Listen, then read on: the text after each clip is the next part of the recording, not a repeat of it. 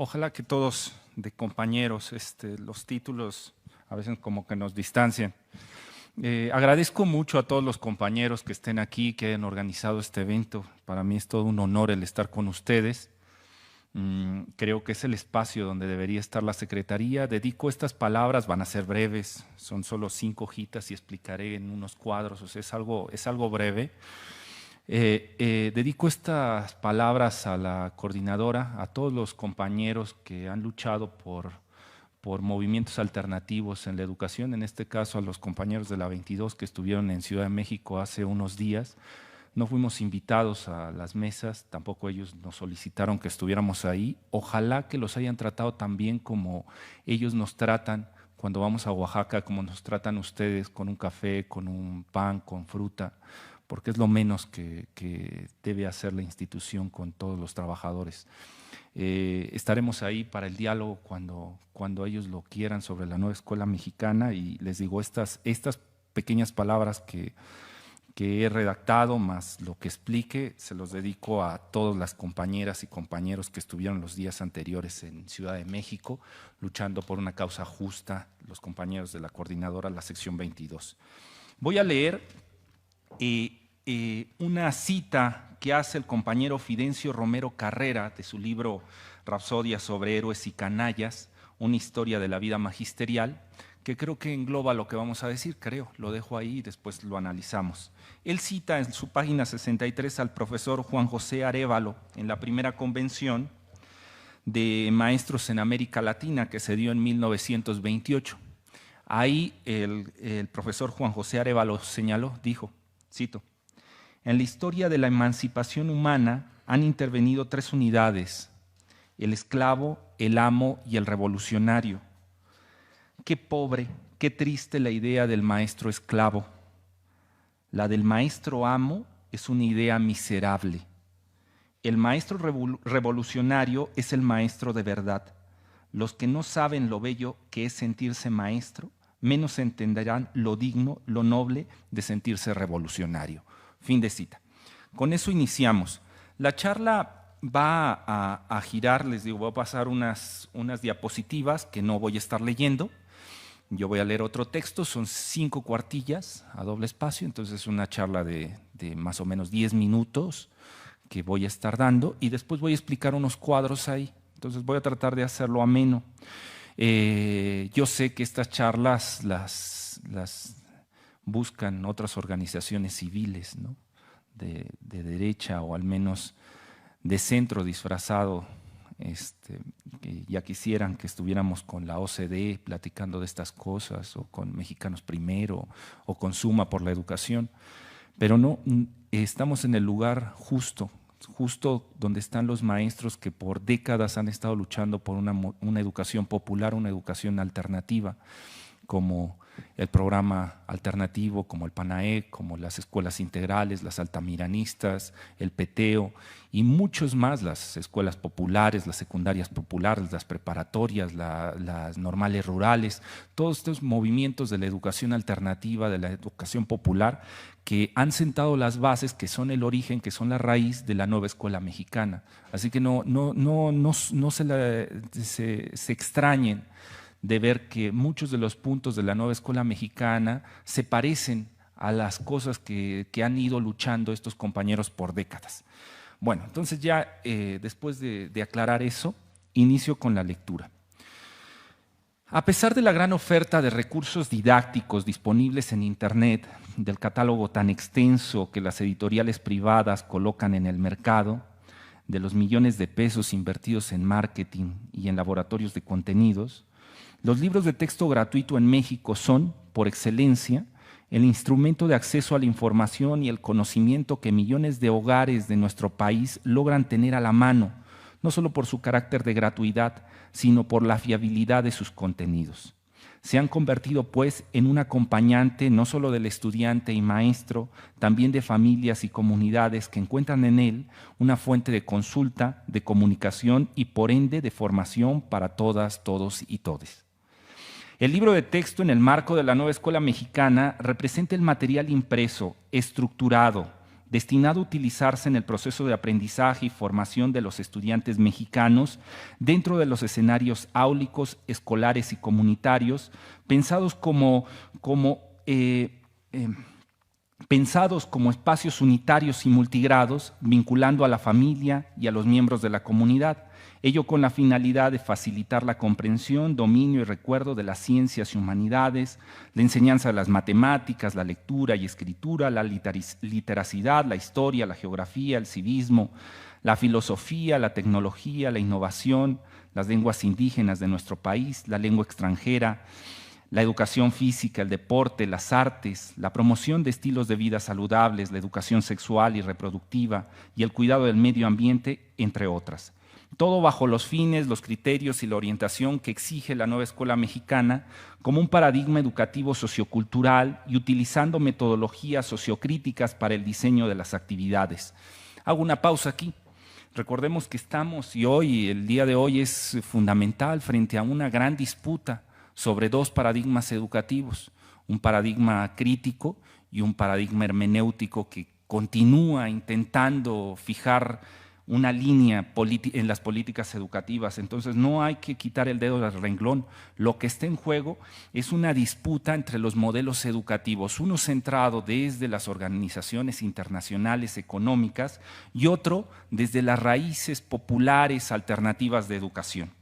En este orden de ideas, el libro de texto, en el contexto de la nueva escuela mexicana, es una herramienta para la interacción entre el plan de estudio, el estudiante, la comunidad como eje articulador de los procesos educativos, los maestros y el aprendizaje, ya que está compuesto de proyectos integradores, situaciones problematizadoras, actividades pensadas desde el territorio que aportan al estudiante una visión real y no ficcionada del mundo, procurando la sensibilización y de manera permanente invitándolo a transformar su entorno. Hago la segunda pausa. El gran cambio en el modelo educativo y la disputa que se da es a quién vamos a colocar en el centro de la educación, a una comunidad o a un sujeto aislado. Si es a un sujeto aislado, lo podemos teorizar, lo podemos tener como un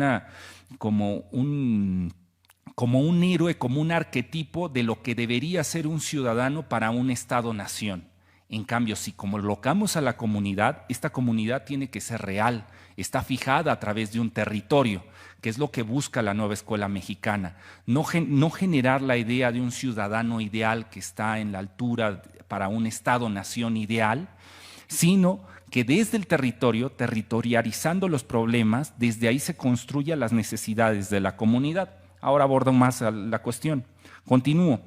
Los proyectos presentes en los libros de texto gratuitos no son un producto con contenidos acabados, se convierten en detonadores para fomentar el encuentro con la realidad, una realidad que históricamente respondió a cumplir con las agendas internacionales y que estandarizaron al estudiante para hacerlo una presa más del sistema.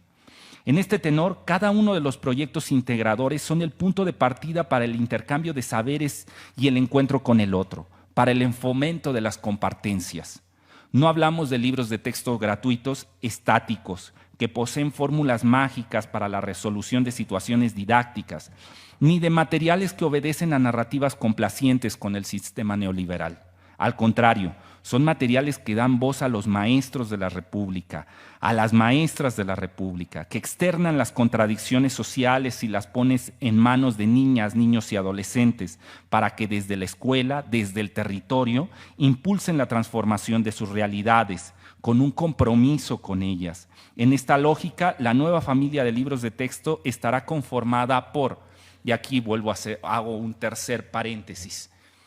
Estos libros, si no los van a ver aún en pantalla, son unos libros prohibidos. El sistema que se rehúsa a abandonar a la Secretaría de Educación Pública, que la tiene aún cooptada, ha hecho 1001 triquiñuelas para que estos libros todavía no sean públicos. Entonces vamos a hablar de manera teórica de unos libros que tal vez ya están en los almacenes de los estados listos para la distribución, pero que este sistema está haciendo todo lo posible para que no lleguen a las manos de los maestros y que tanto es la lucha que están dando, esta disputa por mantener su poder sobre la educación, esta disputa ideológica que tienen por formar ese ciudadano, esa mano de obra sumisa ante el sistema, que están dispuestos a dejar a los maestros y a los niños sin libros el próximo ciclo escolar. Entonces, hasta ahí han llegado, ¿no? Entonces, vamos a hablar de manera teórica de estos libros de texto que en teoría no podemos hablar con ellos. Los libros, en especial en primaria, la familia está compuesta por 6 materiales. 3 libros de proyectos integradores que contemplan los escenarios de aula, escuela y comunidad. Todos los proyectos que vienen en esos libros están pensados desde el territorio y para el territorio, no desde una entelequia, desde una cuestión ideal de lo que debería ser la comunidad, no, sino de comunidades reales. ¿Y cómo se logró eso?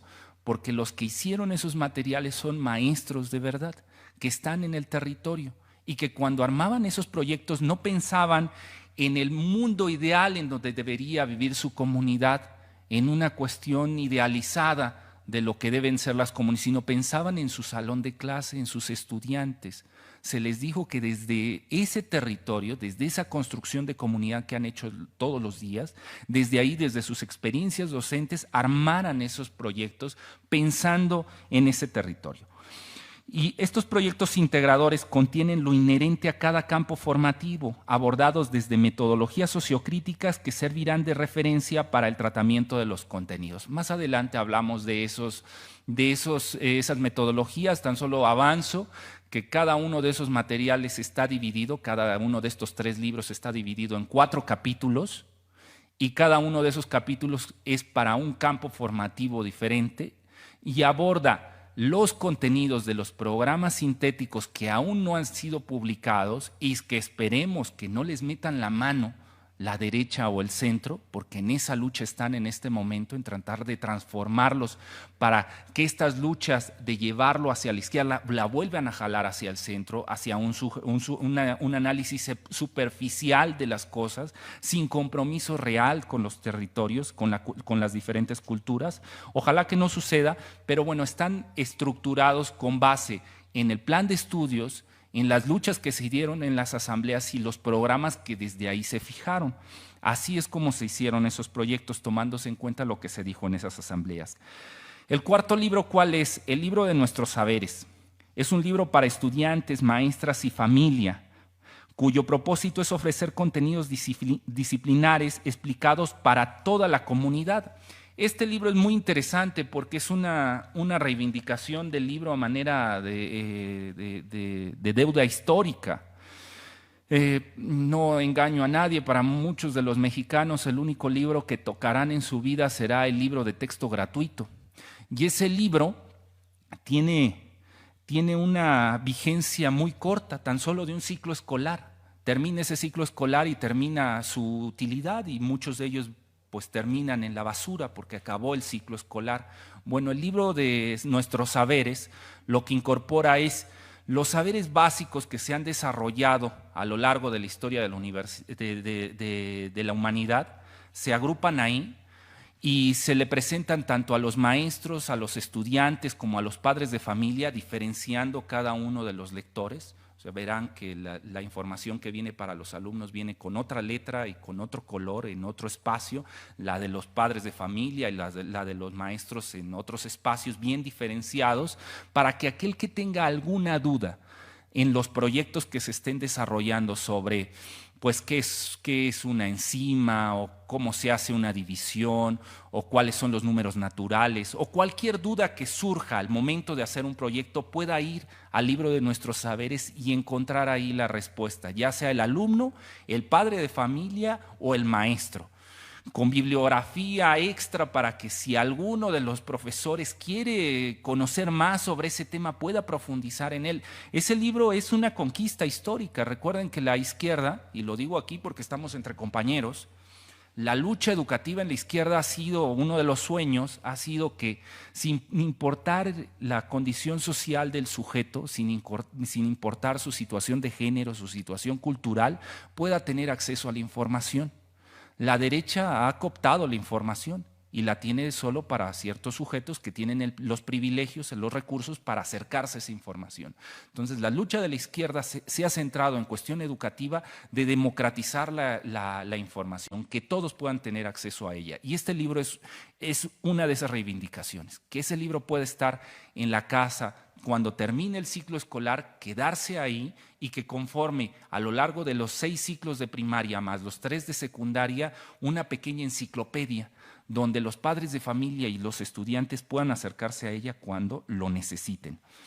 El quinto libro, libro de múltiples lenguajes. Su propósito es incentivar las habilidades creativas de los estudiantes por medio de la imaginación y la reflexión crítica en un entorno de los contextos socioculturales que se vive.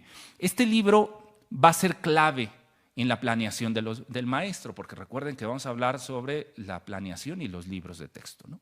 Este libro es clave porque cuando estén haciendo sus programas analíticos, la territorialización de los contenidos planteados en los programas sintéticos, ustedes que vienen de luchas alternativas, será muy sencillo, de pedagogías críticas, será muy sencillo, pero piensen en los compañeros que no han tenido cercanía con estos modelos alternativos desde una postura crítica, sino que están más cercanos a un paradigma positivista o un paradigma interpretativo, a operar, digamos, una currícula ya cerrada. Para esos compañeros va a ser complejo porque van a teorizar, van a intentar territorializar el programa sintético, pero como no tienen esta experiencia del contacto con la comunidad, de hacer comunidad, pues se van a frustrar. En el peor de los casos, alguno dirá, bueno, pues mi programa sintético y mi analítico es el mismo y me quedo con el sintético. En el peor de los casos, aquel compañero que esté completamente o compañera distanciado de lo que sucede en su territorio va a decir, pues me quedo con lo que marca la federación y vuelvo otra vez al redil de un maestro esclavo donde le ha dicho la federación tienes que dar estos contenidos en este momento y te voy a evaluar de esta manera o voy a evaluar a los estudiantes de esta otra, me tienes que dar estas evidencias para su certificación.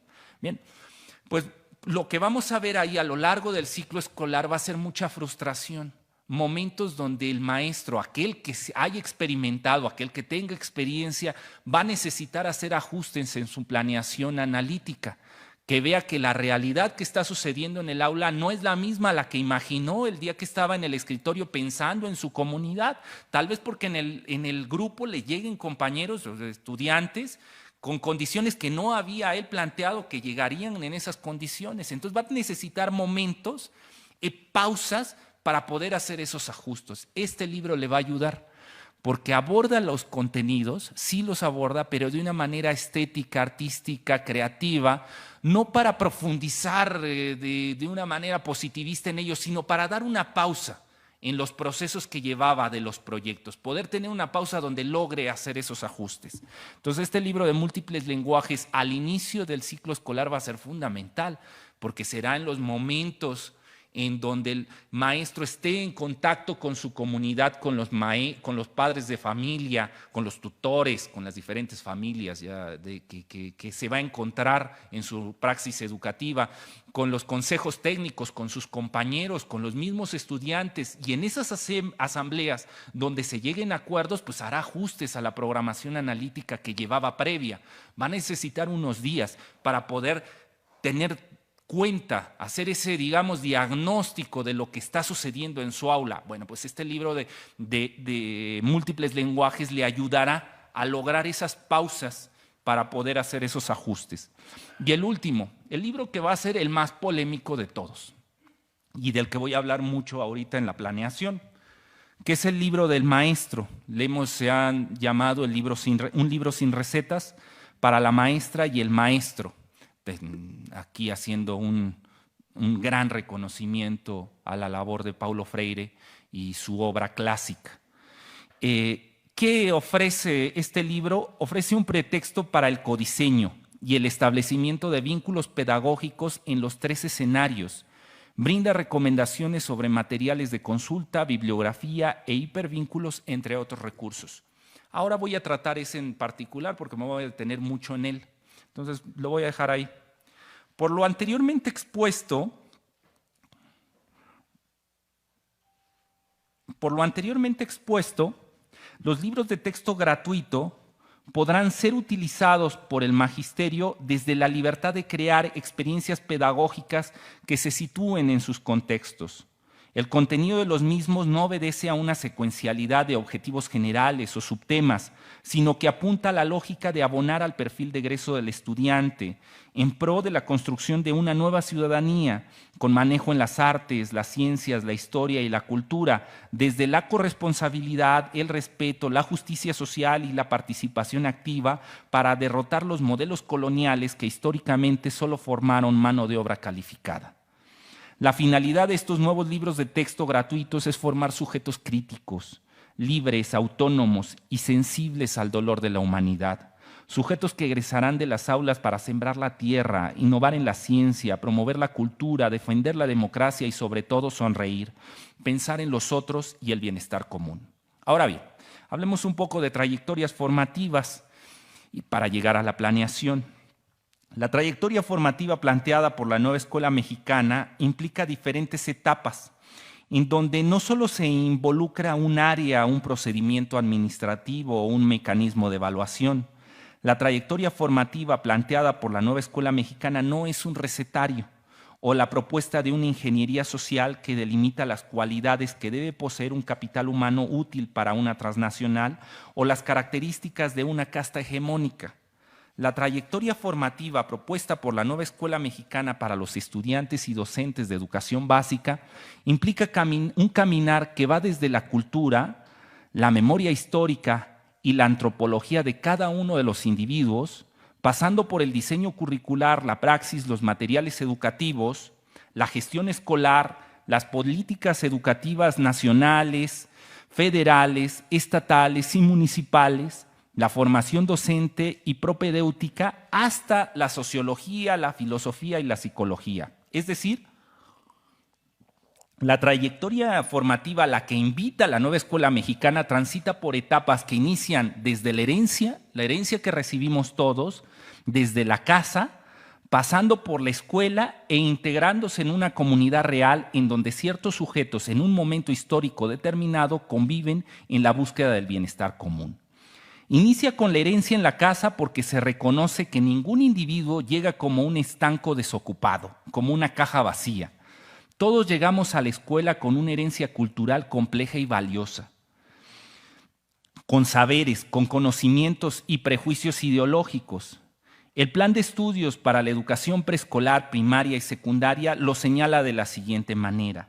Cito la página 21 de este plan de estudios. La nueva escuela mexicana reconoce que el ejercicio de la enseñanza se basa en la autonomía profesional del magisterio para decidir, con sustento en los programas de estudio, sobre su ejercicio didáctico, el acercamiento epistemológico de los conocimientos y saberes, y para establecer un diálogo pedagógico con las y los estudiantes en los procesos de enseñanza y aprendizaje, considerando la composición de la diversidad de su grupo, el contexto que viven, sus trayectorias formativas, su propia formación como docente y su compromiso para hacer efectivo el derecho humano a la educación de niñas, niños y adolescentes que acuden a estudiar a su escuela. Muy bien, pues aquí terminan estas hojas, ahora me voy ya a la explicación.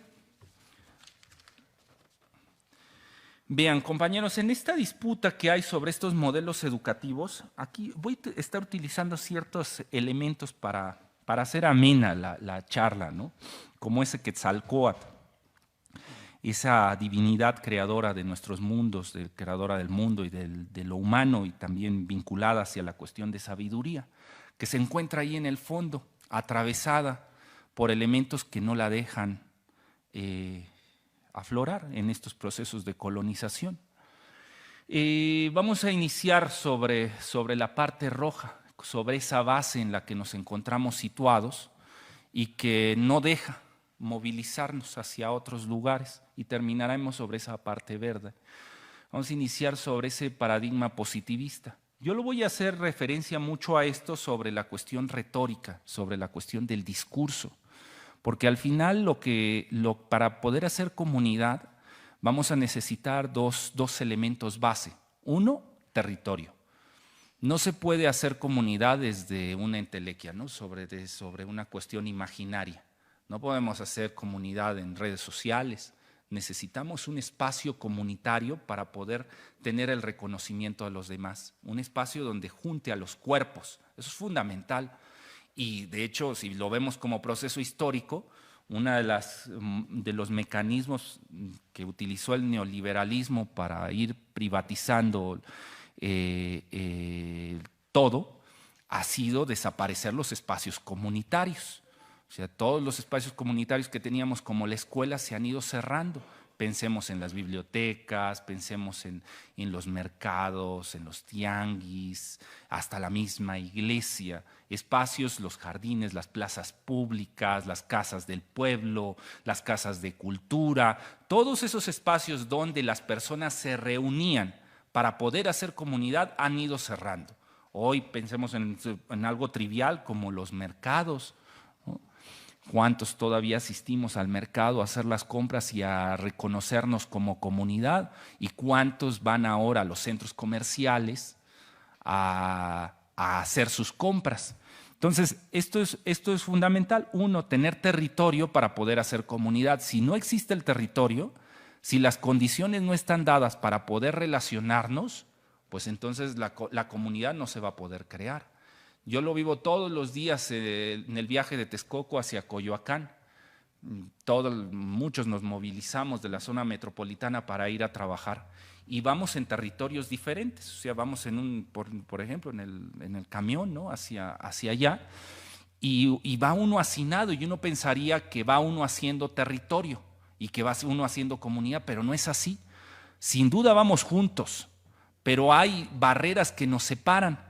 Y una de ellas es la cuestión retórica, el armado del discurso, es decir, no hablamos, vamos en silencio, va cada uno en su teléfono escuchando la música y entonces yo no sé qué le pasa a mi compañera, ni ella sabe lo que me pasa a mí y solo me preocupo por mi persona, pero no veo lo que está sucediendo con los demás.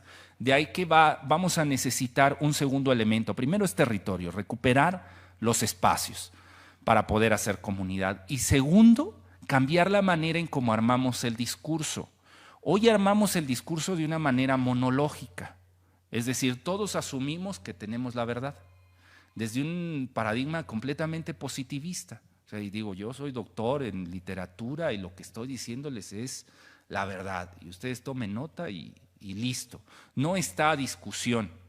Y pasa hasta en las familias, ¿no? O sea, que las discusiones que tenemos con la pareja, hablamos, pero hablamos o hacemos discurso, dialogamos desde una cuestión monológica. Es decir, yo te estoy diciendo lo que tienes que hacer, no estoy tomándote en cuenta de qué es lo que estás pensando, que está sucediendo en la casa o qué intentas decirme. No, la idea es esta y tienes que aprenderla. Completamente tirana, autoritaria, una cuestión monológica.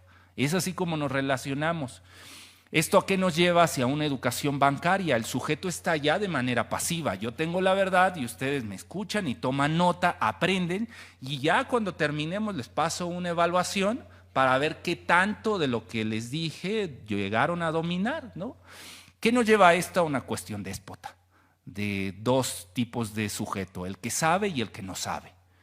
Y el que sabe tiene derecho a hacer lo que sea con el que no sabe. Hoy leía una nota de Gil Antón, donde justo hablaba sobre esos abusos llevados de ese despotismo de aquellos que saben sobre la infancia, sobre la adolescencia o llevarlos hacia lo superior, es decir, de sujetos que utilizan el poder porque tienen los elementos que saben para dominar al otro y llevarlo hasta un abuso sexual. Pues sí, justo este esquema, que esta base con la que nos han educado sobre esta educación bancaria, sobre esta diferencia entre los que saben y los que no saben, son los que nos llevan hacia ciertas actitudes que debemos ir cambiando. Después habrá, y aquí voy a ceder un poco hacia el otro modelo, ¿no? Voy a ceder en el sentido de no verlo como una disputa ciega, sino ciertas concesiones que ha hecho en especial UNESCO, en especial algunos elementos dentro de Secretaría de Educación Pública, hacia el fomento de ciertas habilidades progresistas que van a hacer que la convivencia social se mantenga. Y aquí estoy pensando en este lado noble de las tecnologías de la educación, es decir, de esta educación por competencia, donde planteaban un paradigma diferente, este paradigma humanista, ¿no? Donde vemos ya otro tipo de discurso, muy peculiar, un discurso que en retórica se llamaría discurso objetivado. El discurso objetivado ustedes lo pueden ver, por ejemplo, en el teatro o cuando hacen una novela a un autor. Digo, yo necesito un personaje que sea estoy haciendo, imaginemos un sainete, y voy a hacer un personaje que sea un policía. Y genero un arquetipo. Y digo, este personaje lo necesito porque debe de ser violento, va a ser el que me violente a los otros personajes, el que se robe el dinero, tiene que ser corrupto. Y entonces veo el arquetipo y digo, sí, un policía me funciona, porque en el contexto cultural aceptamos que si aparece hoy un policía o un soldado debe ser violento. Y si ve dinero se lo va a quedar. Y si ve la oportunidad de abusar con su autoridad sobre los otros, sobre el débil, lo va a hacer, porque ya lo tenemos aquí fijado culturalmente. Eso se llama discurso objetivado. O sea, el autor, cuando está uno hablando, uno va formando un sujeto ideal. Digo, no te doy todo procesado de manera bancaria para que te lo quedes, sino yo te quiero llevar de aquí a ahí, porque lo que estoy esperando de ti como estudiante es que te vuelvas eso. Un sujeto que tenga habilidades, competencias para que cuando salga a trabajar, pues pueda desarrollarse en lo que le pida la maquila. Pero también un sujeto que cuando salga a trabajar y le pasen su contrato, lo firme sin chistar. Y cuando diga en el contrato que vas a trabajar, o que no hay contrato, que sea de palabra o como sea, que va a trabajar y no le están dando los elementos básicos, ¿no? No le están dando seguro social, no le están dando prestaciones, no le van a dar formación para que pueda tener crecimiento. Las luchas, las conquistas sindicales que se hicieron en el siglo XX, todo esto no lo toma en cuenta este contrato o esto que está firmado. Él lo acepte. Entonces, ¿qué pasa con esa educación, con ese discurso objetivado? Yo veo, en este no saber, voy a conceder un poco. Quiero que conozcas. Pero quiero que conozcas ciertos elementos, no para que te vuelvas un sujeto crítico, un sujeto revolucionario que intente cambiar su contexto, no, sino que te conviertas en un sujeto dócil para ciertos parámetros que busco. Entonces de ahí se genera desde la retórica un discurso objetivado. No te estoy hablando a ti, sino estoy hablándole al sujeto que quiero que te conviertas el día de mañana. Empiezo a manipularte para que migres hacia acá. Eso es algo clásico que hay en la retórica. El modelo es una educación basada por competencias, en donde se pide interpretar y construir la realidad de cada uno de sus sujetos. Es decir, no es que sea una comunidad donde nos encontremos, no. Es tú, ¿cuál es tu apreciación que tienes del mundo? ¿Cuál es su interpretación que das tú de lo que tú esperas del mundo? Y entonces hay una ruptura con la comunidad. Nos vamos hacia el último lugar, que es lo que busca ahora la transformación y la resistencia de estos dos paradigmas, que en realidad lo que vemos en la base es el duro, pero estos dos maneras de entender el mundo hacia esta tercera, que tiene un espacio reducido con este paradigma crítico. Allí en la cuestión del discurso, en cuestión retórica, que es el meollo del asunto de lo que estoy diciendo, de los cambios de hábitos que necesitamos tener, generar unas capacidades humanas diferentes para poder enfrentar este paradigma crítico, implica llegar a un discurso orientado hacia el discurso ajeno. O sea, en el anterior me reconozco hacia dónde te quiero llevar, pero no me doy el tiempo de reconocer a los demás. Es decir, sigo asumiéndome desde el despotismo. Yo tengo la verdad. Y desde esa verdad quiero construirte en esto. Quiero migrar hacia acá. Pero no me voy a tomar el tiempo de ver a la compañera y ver su cultura, ver todas sus herencias, todos sus saberes que ha desarrollado, no, porque hablo desde el despotismo, es decir, yo tengo la verdad, yo tengo los elementos para transformar, no la compañera.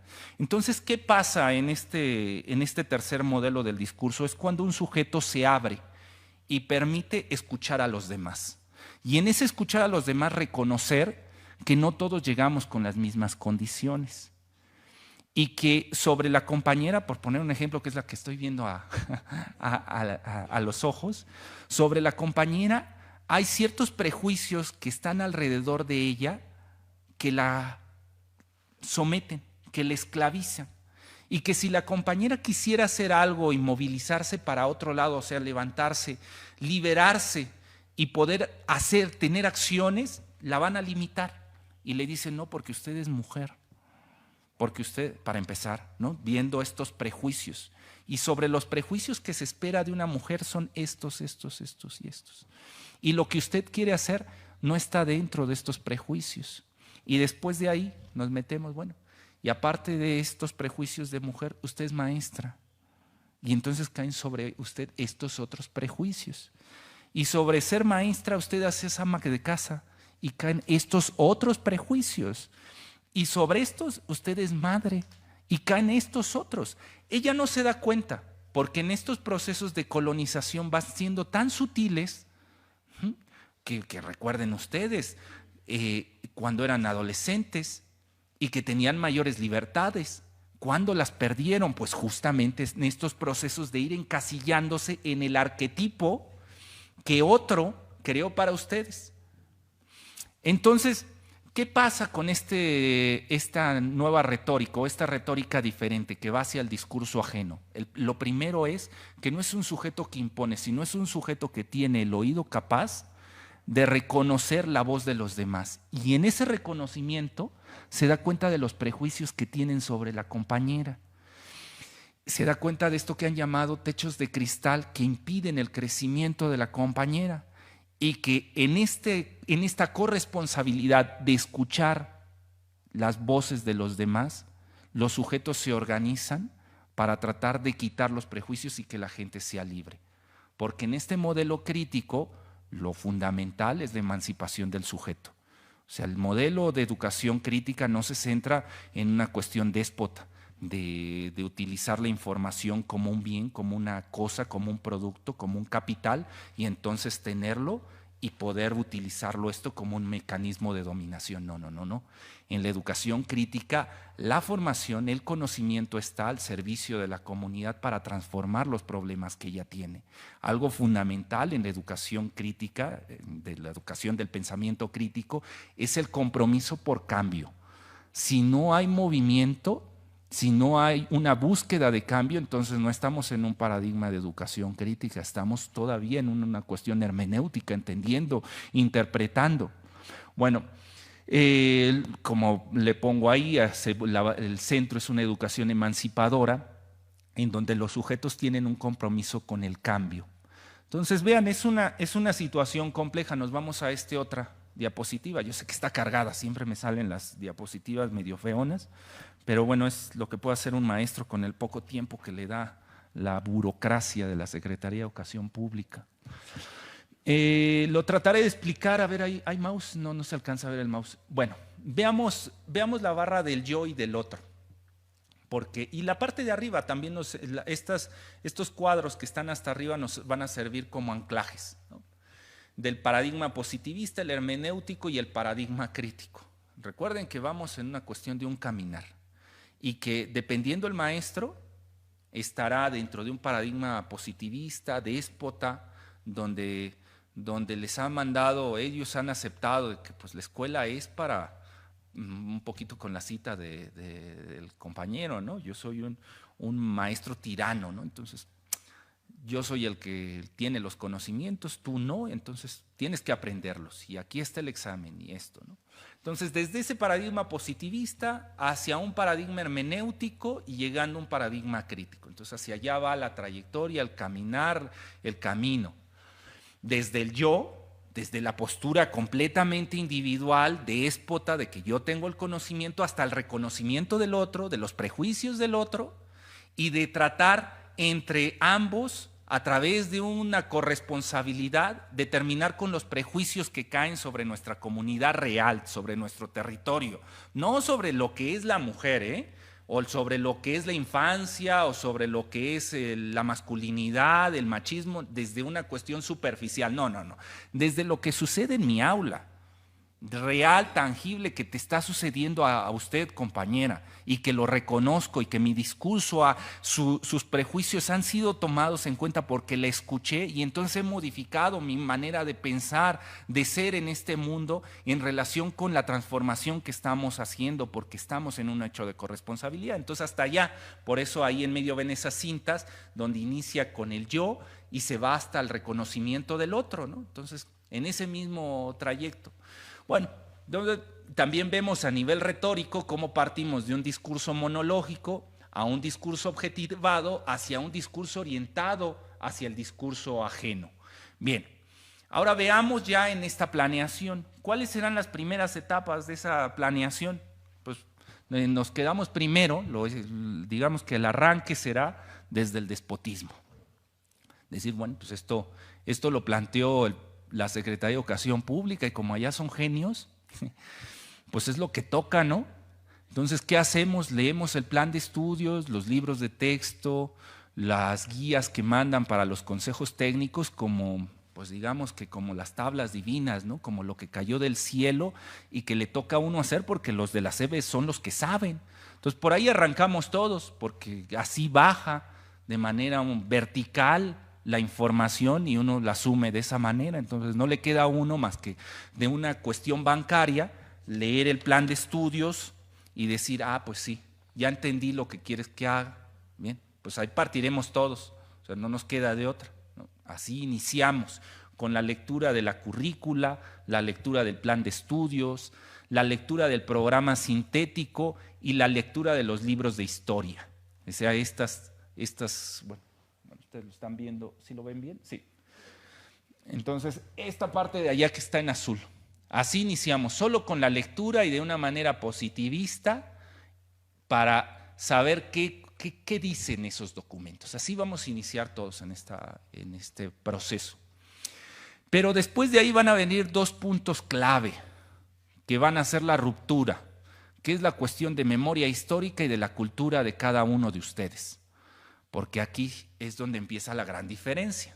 Si bien todos tenemos el plan de estudios, los programas sintéticos aún no, algunos ya nos compartieron en los consejos técnicos, mientras que la derecha, además la peor derecha, o sea, cuando reviven al Consejo Nacional de Padres de Familia, vinculado, o sea, ustedes saben, o sea, la historia de la derecha, la historia de los movimientos sociales, de lucha, en este caso magisterial democrática, cómo desde la derecha se crearon ciertos grupos para detener esas transformaciones, esas revoluciones. Y ahí está el Muro, y ahí está el Yunque, y ahí están ciertos, bueno, aquí, ¿qué les cuento, no? La Asociación Estudiantil Asociación Estudiantil Anticomunista, y más organizaciones que se formaron para detener estas transformaciones. Bueno, esto lo digo ¿por qué? Porque en cuestión de memoria histórica y de cultura eso nos va a diferenciar. Si bien todos tuvimos le hicimos las mismas lecturas, no somos iguales. Nuestras herencias culturales van a marcar las decisiones que tomemos. Entonces es ahí donde van a entrar estos dos elementos en el reconocimiento. ¿De dónde vengo? ¿Cuál es mi herencia? Y ahí entrarán ciertos libros para poder acompañarlos. El libro del maestro de la fase 3, el libro del maestro de la fase 4, el libro del maestro de la fase 5 y el libro del maestro de la fase 6. La parte verde, ¿qué está ahí? Ahí hay un recetario de cómo hacer la planeación. No. ¿Qué pasó, compañeros? Esto no. La lucha no va así. Esto no es recetario, justo porque está atravesado con las deudas históricas que hay en tu comunidad y con el reconocimiento de esas deudas, que es lo que te va a motivar a querer caminar hacia allá, hacia los siguientes elementos, ¿no? Decir, bueno, está bien aquí, Seb, lo que me estás mandando, pero que mis condiciones son diferentes y que esto lo tengo que abordar desde mi territorio porque estoy colocando a la comunidad en el centro. Entonces vas a necesitar ciertas reflexiones. Y estos libros, tan solo voy a leer si llegan a estar en las aulas, porque son los libros prohibidos. Voy a leer los índices, me los han pasado por ahí, ¿no? Estoy igual y no existe. Pero estos libros lo que van a generar es el pretexto para una discusión, para entender y veamos solamente con los títulos de los capítulos que vienen en esos libros, para que vean la formación de ese pensamiento crítico. No es porque esté ahí las claves, no va a haber un recetario, no es maestro haga A, B, C y D, sino son pretextos para que desde la deuda histórica, desde la memoria histórica de tu comunidad, desde la cultura, desde el reconocimiento del yo, del reconocimiento de estar en este mundo, empieces una transición hacia el discurso ajeno, hacia las subalternidades, hacia todos esos estratos sociales que quedaron distantes, que no han sido tomados en cuenta, los marginados, los silenciados. No aquel que tiene el poder, que ese ya lo leímos, ese está ahí en los textos en azul, esos son los que escribieron el plan de estudios, no aquellos que quedaron silenciados históricamente. Entonces leo tan solamente esto que me ha llegado aquí en estas cosas de WhatsApp, ¿no? que se filtran. Leo el índice. Obstáculos y resistencias, estoy ahora en el libro de fase 3. Obstáculos y resistencias para la implementación de la nueva escuela mexicana. Ecologías de saberes y el territorio escolar. Sobre la evaluación formativa y la calificación. El diseño creativo. Los profesionales de la docencia, revalorización del magisterio. La lógica de los campos y su propuesta metodológica. Escenarios, aula, escuela y comunidad. La escuela como un entramado social, necesidades y situaciones para aprender, los campos formativos y su relación con los proyectos, los contenidos y su relación con los proyectos, sugerencias metodológicas para el desarrollo de proyectos educativos. Ese fue el libro 1. Vamos al 2. ¿Cómo se construye solo estoy leyendo los capítulos, los subcapítulos no, si no nos tardaríamos mucho. Interdisciplina en la nueva escuela mexicana. ¿Cómo reconocer las subalternidades que me rodean? El programa analítico como mecanismo para el reconocimiento de las subalternidades. Conceptualizar a los semejantes mediante los ajenos y no los propios. ¿Cómo reconocer que se está transformando en comunidad? Proyectos educativos y vida cotidiana, la NEM y el cambio de época. Nos vamos al libro fase 5. Perdón, todavía en el fase 4 hay otros capítulos. Dice, la localización y los ejemplos de vida cotidiana, elementos prácticos para la relación entre proyectos, aprender de las experiencias, instrumento de la sistematización para la selección, generación de estrategias en los 3 escenarios, aula, escuela y comunidad. Ahora sí, nos vamos al siguiente índice, que es el de la fase 6. Dice, México, un país en proceso de emancipación.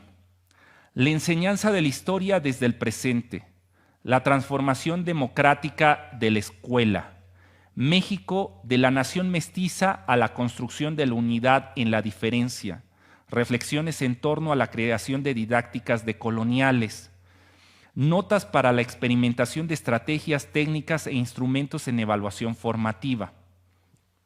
Bueno, pues como ven ahí, eso tan solo leí los títulos, no es un recetario, solo son ciertos temas de reflexión en el maestro para lograr un diálogo entre el yo, entre su herencia cultural y el reconocimiento del otro, de las herencias culturales del otro, de generar algo que han llamado no estos procesos de verticalidad, sino creación horizontal de espacios para la creación del conocimiento, espacios de horizontalidad, territorialización de los contenidos sintéticos. Bien, ¿qué va a seguir ahí después de esa lectura? Y por eso lo hice así como de manera pues escalonada, porque no son procesos, esto no es un recetario, entonces se van solapando en lo que va haciendo el maestro, tampoco es que esto quiera generar una línea, ¿no? ¿Qué va a llevar ahí en estas reflexiones? Pues primero la cuestión de una territorialización, salir de lo que nos dicen los medios de comunicación, ¿no? Y decir, no, bueno, pues es que el cambio climático está canijo, no sienten el calor que hay en Puebla, que esto ya parece Ensenada, ¿no? O Mexicali o Ciudad Juárez, ya no parece Puebla. Va a resultar que vamos a necesitar también aires acondicionados por acá, ¿no? Si esto, bueno, pues salir de esa cuestión general, universal, que nos dan los medios de comunicación y territorializar la cuestión de los programas sintéticos. Es decir, sí, está bien, entendemos que hay un cambio climático, bien. Pero ¿cuáles son las cosas que están sucediendo en mi comunidad, en mi aula? Ya no lo que sucede en el universo, ¿no? Y en donde al parecer que nos tenemos que indignar de estas cuestiones universales. No, indignarme, pero desde lo territorial, o sea, desde lo que sucede en mi salón, con la gente real con la que convivo. No con esta idea superficial de lo que debería ser el ciudadano en este México global. No, lo que sucede en el Salón 3 de la Escuela Benito Juárez de la colonia tal. En eso, ahí territorializar, bajar la cuestión. Segundo elemento, la conciencia crítica. A otros compañeros y estamos en confianza, compañeros, o sea, porque le han cambiado a los términos, ¿no? Han ido evolucionando, ¿no? Colonización, decolonialidad, pero si nos vamos a cuestiones tradicionales como nos enseñaron, pues esto es conciencia de clase, rápida, para partir de ahí. Después se le van sumando cosas hasta llegar a una conciencia crítica, pero partimos de una conciencia de clases. Entonces, después de tomar esa conciencia de clase, ¿qué sigue? Pues el desarrollo de un pensamiento crítico. Es decir, ya reconocí las subalternidades, ya reconocí que no todo está parejo y que lo estoy diciendo aquí general, ¿no? Tan solo para recordar nuestras clases, ¿no? Y que los medios de producción están en manos de unos cuantos. Bien, pues ahora ya a partir de esa conciencia, bien, perfecto, del momento histórico que me toca vivir, bien. Ahora, ¿qué vamos a hacer para transformar esa realidad? ¿Cómo desarrollo no solamente una conciencia de clase, sino un pensamiento crítico? Es decir, movimiento, acciones para transformar la realidad, no la realidad otra vez superficial, global, no, la realidad de ese Salón 3 que me tocó a mí, ese territorio donde se está construyendo comunidad.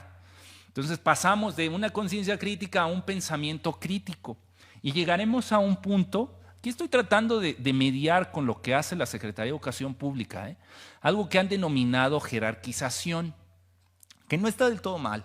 O sea, hay que ver que la SEP a veces la riega fatal, pero en otra tiene buenas intenciones. Y bueno, hay que agarrarse de esas buenas intenciones, pues ¿qué le queda a uno, no? Vuelvo aquí a recordar a los compañeros de la 22 y sus luchas. Pues a seguir en la lucha, no queda de otra, ¿no? Con lo poco que dejan. Esta jerarquización que es, bueno, ya entendí, ya generé esta conciencia crítica, ya entendí que hay que movilizar los conocimientos hacia la transformación de los territorios, pero ahora tendré que generar prioridades. O sea, en este hecho de corresponsabilidad, de reconocimiento de los otros, hay que ver pues en un listado qué es la prioridad y qué no. Y algunos dirán, bueno, pues es que nuestra prioridad son los baches que hay en las calles. ¿En serio son los baches, compañeros? O sea, no sé, en su territorio, ¿no? Desde su contexto. Es ahí el meollo, es decir, vamos a hacer nuestro plan analítico centrado en ese problema. Desde ahí se puede hacer, ¿no? Estoy aquí imaginando y decimos, bueno, pues los contenidos del campo formativo de lenguajes pues son estos, y pues dice, no sé, imaginaré uno de segundo, ¿no? Pues no sé, el reconocimiento de nombres, en dominio de nombres, Hoy aquí parafraseando, ¿no? Bueno, pues vamos a utilizar este conocimiento para tratar de vincularlo a un proyecto, que el proyecto tenga como meta no sé, tapar los baches. Estoy yéndome hacia lo más superficial, hacia lo que menos compromiso hay, pero pensemos que ahí se queda el maestro, ¿no? En lo más superficial hay. Bueno, pues abordemos sobre las diferentes maneras en que se le dice el bache y después vinculemos otros lenguajes y digamos que hagamos el diámetro de los baches, hagamos estadística de la comunidad, veamos el volumen y después vayamos hacia la cuestión de los materiales que utilizaremos para desarrollarlos. Y se puede, pero ahí no hemos hecho una jerarquización. Lo genial o lo que uno buscaría es que en estas comunidades, en este reconocimiento desde el pensamiento crítico, la jerarquización lleve hacia la transformación de esa comunidad para su emancipación. No solamente para resolver servicios que debiera dar el sistema, ¿no? Como la cuestión de baches, sino reconocer qué es lo que a los sujetos los convierte en ciertos arquetipos y dice, usted está en esa condición, pero a mí no me sirve esa condición. Yo la necesito sometida allá. Entonces, no solamente ver lo que es ahora, sino lo que la quieren convertir y tratar de hacer acciones para que el sujeto pueda tomar otras decisiones, transformar su mundo, un mejor mundo, ¿no? Ahí es donde entrarán un nuevo elemento que serán los libros de proyectos, los 3 que les platicaba, que no existen. Porque después de que hayan hecho esa jerarquización, recuerden que los libros de texto ya los leyeron aquí, ¿no? Los leyeron de manera positivista, tan solo para informarse lo que viene ahí. Aquí volverán a salir ciertos libros de texto, en este caso ya no los de los maestros, que fueron para desarrollar el pensamiento crítico, no, eso ya pasó. Ya aquí en esta altura ya estarán iniciando la planeación, o iniciando el programa analítico, y entonces ahí van a necesitar los proyectos y decir, de todos los que me ofrecen, ¿cuáles se acercan a la jerarquización que yo realicé, que realizamos en comunidad? Y verán que en los libros, pues sí, vienen muchos, vienen más de los que se pueden hacer en un ciclo escolar, en los de primaria. O sea, si ustedes quisieran hacer todos, van a necesitar, no sé, 4 años para acabarse tan solo los libros de primero, ¿no? Porque son muchos proyectos. Entonces tendrán que ahí en esa jerarquización ver cómo empata el material educativo. Y alguna compañera dirá o compañero, ¿y empatará, compañero? Pues claro que no, o sea, porque tampoco no fueron hechos como recetarios. O sea, no fue hecho de que, compañero, este es el bloque 1, la unidad 1, bloque 1, se tiene que hacer. No hay unidades, no hay bloques, porque implica una jerarquización. Y entonces ustedes lo que va a ver son ejemplos de compañeros que, igual que usted, desde territorios, analizando el programa sintético, hicieron unos proyectos pensados en su territorio. Y eso es lo que propusieron en los libros, compañeros como ustedes en todo el país. En algunos se sentirán identificados y dirán, sí, en mi jerarquización empata y perfecto. Tan solo tengo que hacer estos pequeños ajustes y ahora entenderán por qué entra el otro libro, el libro de múltiples lenguajes, que dirán, claro, en esos ajustes voy a necesitar tiempo y entonces utilizo este libro para ganar ciertas horas por si no está sucediendo lo que yo había planeado en comunidad a través de un trabajo asambleario, ¿no? Entonces, ahí, y después de eso, llegaremos al programa analítico. Pero al mismo tiempo, ven que está escalonado, ya se están desarrollando otras cosas en la cuestión de acciones. Primero, ojalá y Dios quiera, ¿no? Dirían en mi pueblo. Me acompaña una compañera doctora, Isabel Camacho, ya la conocerán porque es muy famosa también en redes sociales, de parte de la coordinadora de Ensenada y de Mexicali. La llevé a la catedral, no conocía la catedral de Puebla, ¿no? Entonces pues, hay que llevarla a la catedral. Y la costumbre, entra uno y claro, se persina, como no, pues ahora sí que así me formaron, ¿no? Además no pesa nada, se tienen principios, ¿no? Pero también se tiene una conciencia. Y ella se sorprendió, ¿no? Dice, entonces le digo, bueno, pues así nos formaron en el pueblo, ¿qué quiere que le diga? Pero como dicen en mi pueblo, ojalá y Dios quiera cambien los consejos técnicos escolares. A esa altura a esa altura, ya con una conciencia crítica y un pensamiento crítico, y cuando lleguen la guía de los consejos técnicos escolares, digan, sí, compañeros, pero desde este territorio, ¿qué vamos a hacer? No lo que me está mandando la Secretaría de Educación Pública. ¿Ah? Y ojalá que esos consejos técnicos se conviertan en esto, en ejemplos, que se transmitan de manera abierta en todo el país y que vean los compañeros que todavía están ahí cooptados, porque ustedes saben, otra vez animo a la 22, ¿no?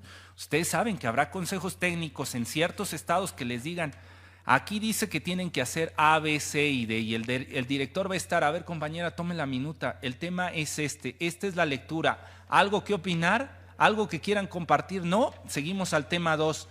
Esta es la lectura, ¿algo que opinar? Seguimos al tema 3, se acabó, listo, nos vamos. Y no, pues ahora sí que de ahí venimos, ¿no? No, o sea, no estamos, no estamos fantaseando. Entonces, ¿qué va a pasar a esa altura? Ojalá que cambien los consejos técnicos escolares y que se conviertan en verdaderas academias. Platicaban del modelo cubano el otro día, ¿no? De cuáles son los éxitos del modelo cubano. Escuchaba a Sabina Berman con Noroña, que hablaban sobre la educación y decía ella, o copiar el modelo cubano, ¿no? Tal, y ahí hablaban, sí. Pero hay ciertos rubros que tiene, digamos, 4 pilares que tiene el modelo cubano, ¿no? Primero, el territorio es muy pequeño, es decir, no tiene el multiculturalismo que tenemos en el país. O sea, la isla es más pequeña y es más homogénea culturalmente. Segundo, las condiciones del aula. Si ustedes entran a una escuela cubana, son iguales todas. Todas tienen los mismos pupitres, la misma infraestructura, o sea, todas tienen las mismas condiciones. Aquí no pasa eso. Aquí la que bien le va tiene luz y agua. Entonces cambian mucho las condiciones de un aula a otra, de una escuela a otra. Entonces no podemos migrar tan fácil el modelo cubano. Tercero, y estos son tercero y cuarto los más importantes. Tercero, les dan tiempo para hacer academia, mucho tiempo, una vez a la semana, pagada, donde hay espacios para los maestros de la escuela para poder hacer academia, no guiadas desde el centro, sino desde su escuela, desde su territorio, para ver lo que está sucediendo semana tras semana con los problemas de su comunidad real, su comunidad territorio. Y último punto, esto que nosotros llamamos ATPs, ¿no? Uno por escuela y dedicado exclusivamente a lo que sucede en su territorio. Con estos 4 elementos han tenido éxito, claro. Entonces sí, sin duda, necesitamos que cambie el modelo de academia hacia una academia como aquella, donde se hable sobre el territorio, sobre lo real que pasa en la escuela. Bueno, después, ¿qué cambio? La práctica escolar. La práctica escolar, donde ya lo que esté planeándose en el programa analítico y lo que se socializó en el consejo técnico, ¿no? Donde, compañero, pues yo creo que mi comunidad va de esta manera, los problemas, la jerarquización así, y aquí está la compañera Gisela. Muchas gracias, compañera, por el desayuno. Y les digo a los de la coordinación, si nos invitan la próxima vez, nosotros sí damos desayunos, hombre. No somos tan mezquinos. Pero bueno, nos quisieron invitar, digo, también invitan solamente a otras partes de la SEP y pues así los tratan. Sí. No, decía, esto lo hizo la compañera Gisela. Bien, esta fue su planeación analítica, esta es la mía. Y entonces llegamos a hacer acuerdos, a trabajo en común, a trabajo colegiado, ¿no? Ojalá que lleguemos a ese punto. Tal. Y después nos llevará a un cambio en la praxis educativa, donde esta cuestión bancaria, donde nos han motivado que esa es la solución para lograr la calidad educativa, pues veamos que pues no va por ahí, ¿no? Entonces cambiemos nuestras dinámicas y no seamos, como decía la cita, pues un profesor tirano que ve a la escuela como su pequeño feudo, su salón de clase y sus súbditos aquellos estudiantes, sino que ese mismo plano horizontal que hemos querido y que hemos peleado entre la institución y los maestros, también se dé al interior del aula. O sea, porque ahorita estamos Salud, compañera. Estamos en un momento de disputa en donde la institución ha cedido, no en todos los subsistemas, o sea, vean las universidades, o sea, las universidades con autonomía y lo que sea, pero siguen todavía con un modelo déspota, o sea, un modelo tirano donde están estos elementos completamente verticales. Tampoco ha sucedido en educación media, recuerden aquello de lo que cambió en la nueva escuela mexicana como educación dual. O sea, la educación media ahorita se está debatiendo en cómo van a cambiar los planes y programas para tener la mitad de planes o la mitad de contenidos centrados en cuestión de humanidades y la otra mitad en las necesidades de las empresas. Esa es la educación dual, un equilibrio entre las necesidades laborales transnacionales y otros sobre el desarrollo de una conciencia ética, moral. A eso llegó la transformación en media. Básica ha sido la gran sorpresa, porque se centró en colocar a la comunidad en el centro y en la autonomía profesional. Es decir, que no va a bajar la línea desde la Secretaría de Educación Pública, sino se territorializa, se hace desde las aulas. Y esa es la gran victoria, pero esa es la gran lucha. ¿Cuántas notas de periódico han salido en contra de la reforma que está haciendo, por ejemplo, ahorita? Está transformando su modelo educativo la Universidad Autónoma de Ciudad Juárez, de donde vengo. La de Durango también lo está haciendo. La de Sinaloa, la UAS, también la está haciendo. O sea, hay muchas universidades que están cambiando su modelo educativo. ¿Y cuántas notas de periódico han salido? Ninguna, porque ninguna de esas transformaciones toca los modelos neoliberales. Educación media, ¿cuántas notas salió en educación media? Al contrario, esa fue una gran victoria del neoliberalismo, es decir, lograr que la currícula se llegue a consensos entre los empresarios y ellos, pues era lo que querían, ¿no? Entonces ganaron ahí, territorio perdido. ¿Dónde está la gran disputa? En educación básica, porque dicen, ahí ellos desde básica están logrando esta transformación. Bueno, y apuestan. Lean la penúltima aporte que hizo Carlos Ornelas desde el Universal, de una manera así enérgica, endiablada, ¿no? De que sí, muy bonito, pero los maestros cuando lleguen van a seguir siendo unos tiranos, van a ser unos déspotas y van a tratar a los estudiantes como los trataron a ellos. Y entonces esto no va a llegar a ningún lado, porque el maestro va a seguir sobre ese modelo positivista, generando estas dinámicas de opresión. Y por último, pues los ajustes que van a ser necesarios. La utopía, como hablaba Galeano y como recordaba la compañera, es ese caminar, pero ese caminar va a implicar que en el camino tengamos que, como la égloga tercera de Garcilaso, ¿no?, hacer una pausa para mirar atrás y ver los pasos por donde habíamos venido. Y en ese mirar atrás haremos ajustes para realinear el rumbo hacia la utopía. Entonces va a ser necesario, o sea, en una constante búsqueda, sí, de caminar, pero siempre viendo hacia atrás, reflexionando sobre la memoria histórica, reflexionando sobre los cambios. Entonces, compañeros, pues es eso.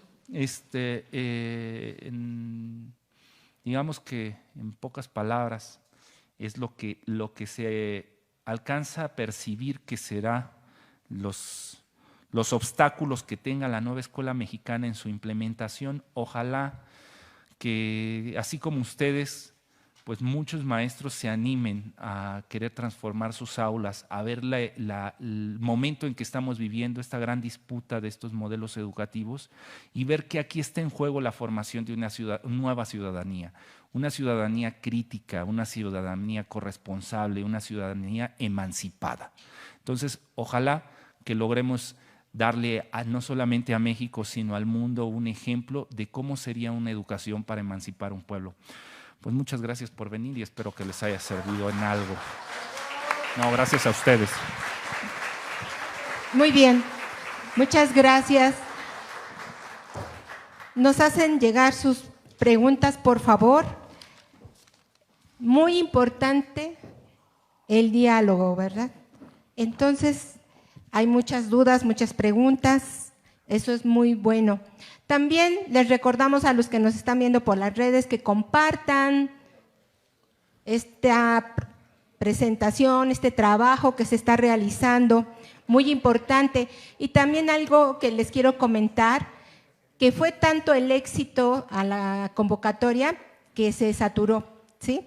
Entonces, por eso la opción de verlo en vivo, ¿no? La transmisión en vivo. Entonces, ojalá también nos hagan llegar esas preguntas. Y también un agregado, doctor, como participamos los maestros democráticos en muchas actividades, no solo en defensa de la educación, defendemos, por ejemplo, nuestro derecho humano al agua. Y están padres, ciudadanos, padres de familia, que luchan en defensa del agua, déjeme decir, que nos están acompañando. Entonces, muy interesados en saber qué pasa con la nueva escuela mexicana.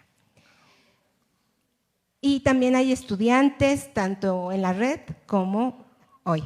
Bueno, aquí tenemos algunas de las preguntas.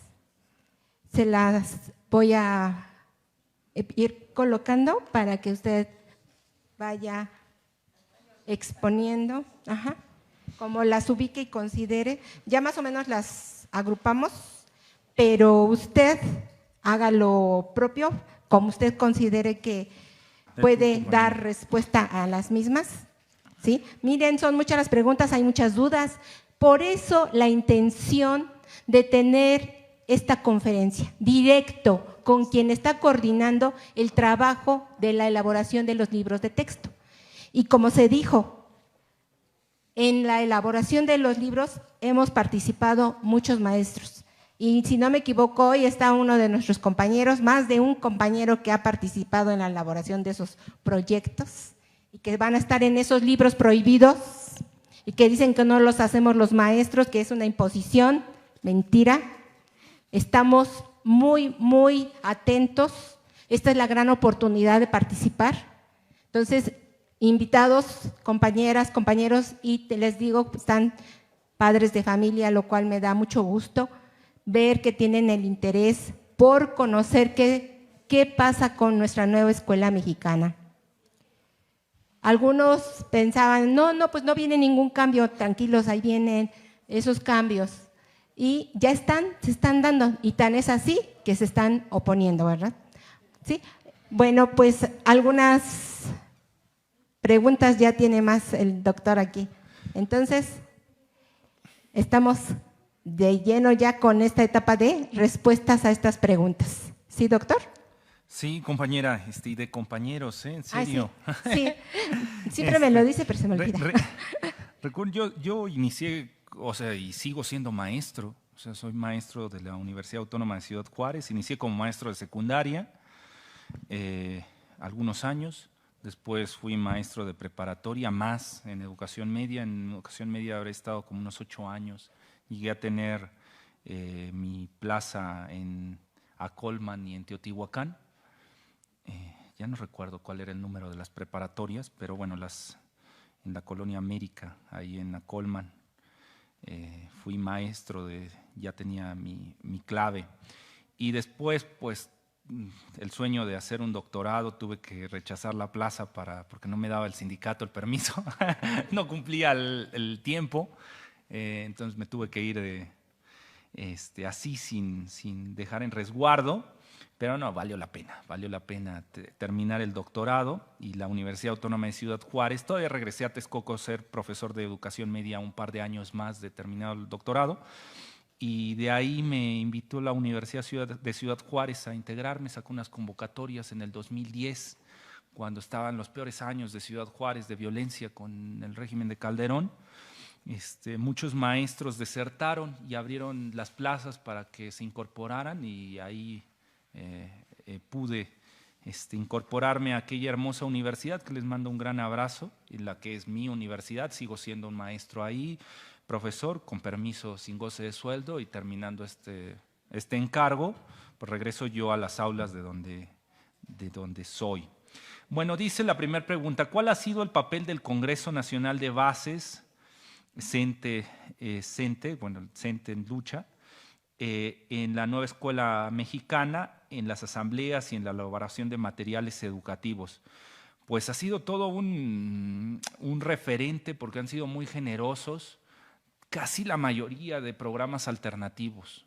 El otro día en Chimalhuacán los compañeros de las secundarias populares que se armaron en el Estado de México y que aún se mantienen, se acercaron y compartían todas sus luchas, así como el compañero que dice, reunimos esto en este libro, algunos publicados, algunos así tan solo en antologías. Pues en este caso el Congreso Nacional de Bases pues fue uno de los primeros colectivos que se acercó, compartió su memoria histórica sobre sus programas alternativos y de ahí no ha abandonado la lucha, o sea, han estado en todas las asambleas participando. Cada que la Dirección General de Materiales saca una convocatoria, se inscriben muchos compañeros del Congreso de Bases y pues ayudaron a evaluar, ¿se acuerdan de aquellos libros de tercero y cuarto de español? Ayudaron a evaluar aquellos libros. Aquí hay una compañera del Congreso de Bases. Después ahora, como decía el compañero, con la nueva biblioteca centenaria, la biblioteca de actualización del magisterio que se plantea, han ayudado también a hacer evaluación de los miles de libros que llegaron, que se inscribieron a la convocatoria de todas las editoriales, porque algunos dicen es que traen materiales educativos una lucha en contra de las editoriales, se quiere acabar el mercado editorial. No se equivoquen, compañeros. Estamos luchando contra las 4 editoriales que han acaparado la compra de libros, los contratos que la Federación hace sobre los libros de texto de secundaria. No estamos en contra de las editoriales, tanto no estamos que somos la primer gestión que abrió la Biblioteca del Rincón a una convocatoria abierta, donde la editorial que quiera puede registrar los libros, se evalúan. De hecho, en este caso, el Congreso de Bases no me dejará mentir, porque buscamos lectores externos, es decir, no es la dirección la que elige cuáles son los libros, invita a universidades, a asociaciones civiles, a grupos sindicales, a colectivos magisteriales, a que participen. Y ellos deciden cuáles son los mejores títulos y ya se hace la selección. Entonces han asistido, han estado ahí los compañeros compartiendo. Tal vez lo mejor que ha hecho el Congreso de Bases, o lo que más agradezco, es compartir todas esas experiencias de lucha que se han desarrollado por décadas, ¿no? Desde los años 80, digamos que desde las luchas con Barrios para acá, pues todo eso, porque los compañeros estuvieron ahí. Entonces comparten, esto fue lo que sucedió, estos fueron los obstáculos, así fue como se resolvió, por eso fracasamos, tengan cuidado en esto, avancen sobre aquí, y eso ha ayudado muchísimo. Otra pregunta, en el programa analítico solo se concentran los contenidos y procesos de desarrollo de aprendizaje, o también debemos incluir las orientaciones didácticas y las sugerencias de evaluación, o estos últimos 2 elementos van en el plano didáctico. Aquí yo diría, todo esto la respuesta es, digamos que la institucional es un sí. Todos se deben incluir, como lo está preguntando aquí. Pero aquí debemos de tener cuidado sobre la trivialización del diseño curricular. Es decir, esto no es un recetario. O sea, no es como cuál es el proceso más sencillo para terminar el programa analítico. Se necesita un juicio crítico. Entonces, digamos que institucionalmente les tengo que decir que sí, todo esto lo que están diciendo sí se debe de incluir y están dado ahí, están colocado ahí para hacerle la vida fácil al maestro. Pero no debemos de convertirlo en una cuestión de un reglamento o de un mecanismo, de mecanizar el proceso educativo. Se tiene que reflexionar, se tiene que generar una conciencia de lo que se está desarrollando. Entonces, yo diría aquí un sí, pero con prudencia, con juicio crítico, con una conciencia crítica. Ya en las siguientes semanas, porque ya no estamos andando, compañera Gisela, nos ha pedido mucho la Secretaría Prudencia, ¿no? De que, a ver, terminen los libros. Bueno, los libros que no están terminados y que no existen. Pero ya estamos cansados de ver que el magisterio pues tenga tantas dudas, ¿no? Y que no se generen estos espacios de discusión. Entonces vamos a ir avanzando y ahorita tocamos muy sutilmente la planeación. Y ustedes saben, en ese cuadro se resumieron cosas y se dijeron cosas aquí, pero falta muchísimo que van a llevar a esto. Entonces vamos poco a poco, entonces vamos a ir avanzando hacia allá. Dice, en concreto, ¿qué elementos debe contener el programa analítico? ¿Cuáles son del plano didáctico? Viene la misma pregunta, que es en esta buscar, pues reducirlo esto a unas recetas.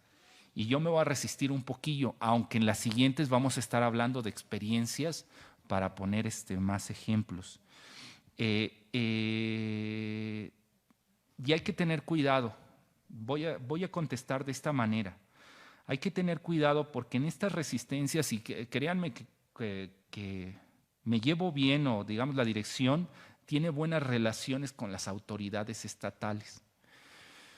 Pero en estos procesos de institucionalizar la nueva escuela mexicana van a tratar de llevarnos a esto. ¿Cuáles van a ser los instrumentos para fijar el programa analítico? Es decir, tiene que llenarme esta retícula. Aquí está. Este formato.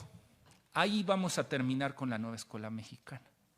Entonces, sí, yo sé que todos tienen dudas y dicen, bueno, pero denos una indicación, o sea, algo, ¿no? Para podernos aferrar a eso. Y por eso estas reuniones con estos colectivos que han estado en la lucha por décadas van a servir, y estos consejos técnicos escolares vistos como academia, ahí podremos compartir cómo entendí el programa analítico y qué sugiero. Alguno hará una narrativa, alguno tomará un formato viejo y lo transformará, alguno creará su propio formato. ¿Cuál es el válido? Todos son los válidos. Entonces, en este caminar tendremos que esperar también para esta respuesta. Para la fase 2, ¿hay libro para el maestro? Gracias. No en este momento. En este momento los que vieron ahí son los que aparentemente ya están, ¿no? Ya terminados. Ahorita están en la discusión cómo vamos a hacer preescolar, inicial, telesecundaria, en cuestión segundo y tercero. Para eso habrá que hacer convocatorias, convocar a las maestras de preescolar, de inicial, hacer asambleas con ellas, llegar a acuerdos nacionales y después de tener esos acuerdos nacionales, ver cómo será ese libro del maestro para fase 2. Entonces, ¿vamos a tener? Sí, vamos a tener. ¿Cómo será? Todavía no tenemos esos elementos porque no se han hecho esas convocatorias. ¿Cómo se ha pensado el proceso de formación de un docente que fue formado desde un enfoque tecnócrata neoliberal? Pues no se ha pensado, compañeros. Es el problema. Es el problema que la SEP es un elefante reumático, ¿no? Entonces, si hoy estamos en esta situación, no es porque la SEP dijera, y que quiero mucho a la maestra Delfina, pero no fue cosa de la autoridad. Bueno, tal vez no quiero tanto porque no está escocano, ¿no? Al compañero Moctezuma. Pero la compañera, soy texcocano. Entonces, de hecho, fue ella directora de cuando mi hermana iba a la escuela, ella era su directora. Entonces, me tocó ir a recoger a mi hermana alguna vez y ella andaba por ahí, entonces ahí la conocí como texcocano, ¿no? La primera vez que hablé con ella fue en la Secretaría de Educación Pública. Aunque curiosamente se conocían los abuelos, después ya platicábamos y eran eran de barrios viejos, ¿no? Entonces se conocían, su familia es campesina, no es cierto, albañil, su padre y mis abuelos eran obreros de una maquila que había ahí en Texcoco, que se llamaba Luxor, hacían tapetes. Entonces por ahí se conocieron. Bueno, en fin, entonces sí, aunque la compañera lo intentó y la estimo mucho, pues se encontró frente a un elefante reumático, ¿no? Que se resiste a avanzar.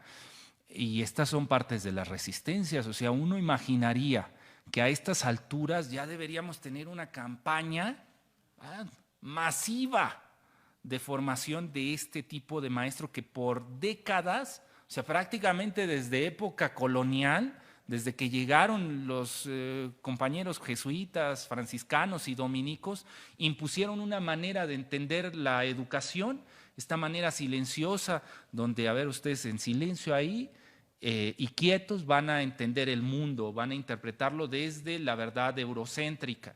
Bueno, desde ahí hasta la actualidad hemos llevado estos procesos y uno esperaría que ahorita la institución ahora se está moviendo para generar una formación diferente, recuperando los cuadros, ¿no? Y diciéndole a los compañeros de Puebla, los pocos que quedan, que dejó el sistema, el viejo régimen, a los compañeros de Michoacán, de Oaxaca, de Baja California, de Guerrero, de Chiapas, de Quintana Roo. Compañeros, es el momento. El Estado de México igual, Ciudad de México, es el momento. Todas sus experiencias debemos de ponerlos al frente para que inicie una gran formación nacional. Bueno, no les quieren dar ni agua. O sea, quieren iniciar las mesas de diálogo y ni siquiera un buenos días, ¿no? Pues así está difícil, ¿no? Entonces, ¿qué ha pensado los procesos de formación? Pues todavía están en ese gran debate, ¿no? De cómo debería ser la formación en el país y cómo incluir al magisterio. Les tienen mucho miedo, la institución tiene mucho miedo del magisterio, porque sabe que el magisterio está en una lucha constante, está organizado, que hay una deuda histórica. Leía por ahí un tuit que quise contestar, estuve a punto, pero luego me regañan, ¿no? Decía, pues por eso tienen así a Oaxaca, porque piden algo y se los dan, y ustedes han generado ese monstruo, o sea, indignado. Y era maestro, el que contestaba, o aparentaba en redes sociales ser maestro, no lo sé. Y yo estaba a punto de contestar, pues lo que se le dé va a ser poco. Aunque se le dé lo que está solicitando es poco para la deuda histórica que se tiene con el magisterio. Entonces no se trata de lanzar migajas, y lo que han lanzado son solo migajas. Entonces ahí son deudas que se tienen y el ASEP la sabe, la institución, y por eso le tiene tanto miedo al magisterio, a sentarse a dialogar y se pone la careta del déspota y decir ustedes no saben y entonces aléjense, váyanse a sus comunidades, ya les diremos cómo, porque tienen miedo de lo que implica ser maestro. Entonces, bueno, pues esa es la respuesta. ¿Continuarán las pruebas estandarizadas? Híjole, otra pregunta complicada. En teoría no. Pero ¿saben cuánto cuesta la prueba PISA? O sea, ¿saben cuánto le dan a la OCDE para que venga a hacer la evaluación estandarizada? ¿Saben los miles de millones que cuesta hacerlo? ¿Y saben si los que operan la OCDE, o sea, los que aterrizan, van a dejar pasar ese contrato millonario? La pregunta es, en teoría no, pero yo no sé si las fuerzas que mueven, digamos ya hablándolo desde el materialismo histórico, desde el reconocimiento de los medios de producción, aquellos que tienen el capital y que tienen esos medios de producción, no sé si van a desistir y van a hacerse un lado frente a esta nueva escuela mexicana y digan, no, se lo merece el magisterio mexicano. Creo que ahora sí vamos a conceder esto. Yo no sé. Entonces, por eso otra vez la frase del magisterio en lucha permanente es necesaria para la nueva escuela mexicana. Y por eso no los han convocado, porque no se la vayan a creer que el plan de estudios va sobre emancipar a los sujetos y emancipar al magisterio y que vayan a tomarlo como bandera de lucha. No vaya a ser eso posible. Mejor que sigan luchando en otras cosas, dispersos, que no se den cuenta de la oportunidad que implica la nueva escuela mexicana. Entonces, creo que por ahí seguirán distrayéndonos y diciendo, no, la lucha es, que sí la es, sobre UCICAM, sí la es, pero necesitamos una bandera. Pero la lucha es unos por acá, otros por allá, y todos dispersos, cada uno luchando desde sus contextos. Habrá que cerrar filas hacia algo y creo que ese algo está por ahí, puede surgir. ¿Y qué hay de la fase 2? ¿Cuál es la estructura de los libros de texto para preescolar según la nueva escuela mexicana? Todavía no se tiene estructura, compañeras, en serio. La estructura de la fase 3 y 4 y 5 se hizo sobre las asambleas. Es decir, ninguno de los libros de primaria, ninguno, y ahora los de secundaria, se hizo sobre la imposición de la SEP. O sea, la SEP no quería eso. La SEP quería otra cosa. ¿Qué otra cosa? Pues el modelo francés, el modelo neozelandés, el modelo chileno, ciertos modelos canadienses que tienen ahí como referente. Así querían sus libros. Y para ello acercarse a ciertas editoriales transnacionales que ya tienen recorrido el trayecto y comprarle sus contenidos. Eso era lo que buscaba una parte de la secretaría. Al menos cuando llegó la maestra Delfina, así estaban las cosas. Ya después luchamos para lograr esos espacios y se hizo con trabajo nacional, aunque algunos digan, ay, es que en esas asambleas asistían así como ahorita nosotros. Pues sí, pues ¿qué esperaba, compañero? Pues sí, pues si el sistema acabó con el movimiento, o sea, no, hay estados, no sé, pienso en Querétaro, pienso en Jalisco, pienso en Guanajuato, pienso en Tamaulipas, en donde, hasta el mismo estado de Puebla, donde la represión fue durísima y el magisterio dice, pues no, aquí no se puede, y ven a la distancia lo que hace Oaxaca o lo que hace Michoacán. Entonces, no es sencillo, pero la respuesta es, ¿cómo va a ser esa estructura? La van a decidir las maestras de preescolar, las maestras de inicial, después de que salgan esas convocatorias. Asistan las maestras y discutan, nosotros queremos así los materiales, los soñamos así, hagan su asamblea, lleguen a los acuerdos, primero estatales, después nacionales, y ya de ahí se tomen las decisiones y se empiece a crear el libro del maestro. ¿Lleva tiempo? Pues sí, pero no es tanto, ¿eh? Las asambleas las hicimos en 2 meses. En 2 meses teníamos ya hechas todas las asambleas en los 32 estados y teníamos acuerdos ya para iniciar el trabajo. Solamente es quererlo y empezar a trabajar. Los libros de texto pueden servir de guía para la planeación didáctica, pues lo vimos en el esquema, no, ya no se ve aquí, pero lo vimos en el esquema, es un momento de la planeación. O sea, sí, los libros de texto se necesitan. Primero, su lectura, igual que el plan y el programa sintético, desde el punto de vista teórico.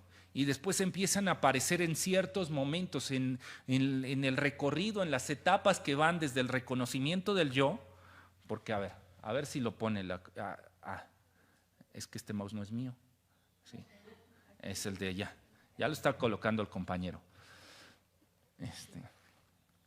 Desde esa es la buena. Y no es gratuito, o sea, aquí aparece el mouse y aquí. Esta parte del yo, dice, ¿por qué no lo jaló hasta acá? Porque aquí no está. Aquí no hay un reconocimiento del sujeto. Aquí es un sujeto homogéneo, tal, lo que nos dicen los medios de comunicación de que debemos ser. Pantalón Levi's, Coca-Cola, Sabritas. O sea, este sujeto que está en una nata, que no tiene identidad, que está ahí, que es todo y es nada a la vez. Está ahí. O sea, no se reconoce en su momento histórico, no reconoce su territorio, está así, tan solo flotando en esa nata, y que por eso luego llegan las crisis existenciales, ¿no? Ya cuando el sujeto avanza y ve que en esa nata las promesas de éxito, las promesas de felicidad, solo fueron fantasías que se daban en esos medios de comunicación, justo porque no hubo una reflexión de quién soy, de cuál es el momento histórico, de cuál es mi herencia cultural. No, se quedó en esa nata. Entonces, parte de esa nata, de ese nada, hacia el reconocimiento del yo y el reconocimiento del discurso ajeno, de los otros.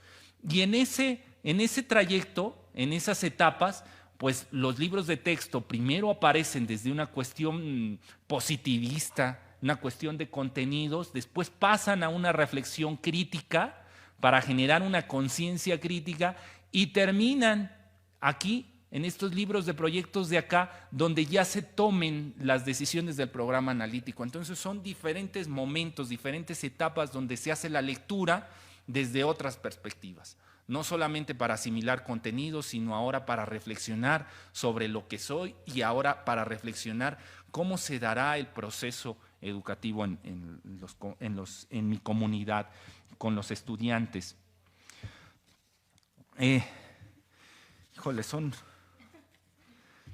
Dice,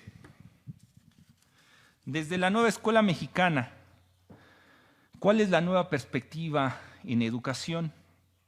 ¿Cómo se aterrizan los paradigmas y críticos y hermenéuticos en la educación. ¿Qué debemos entender por territorio? Y va unida hacia esta otra. Desde la nueva escuela mexicana se contrapone Ricoeur con Paulo Freire, Paul Ricoeur.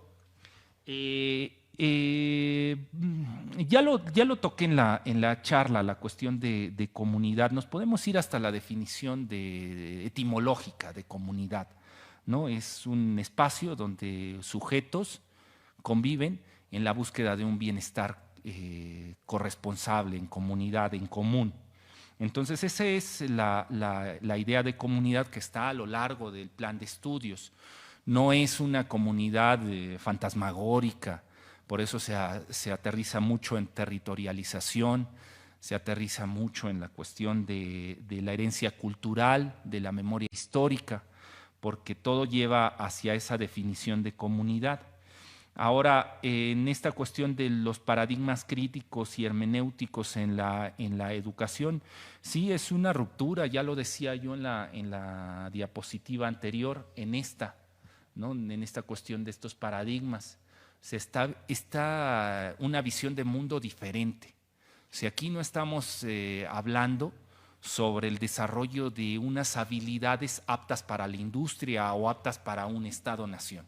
Entendamos que a inicios del siglo XX, en estos estados modernos, pues empezó a conformar pues, lo que se requería para tener ciertos estados.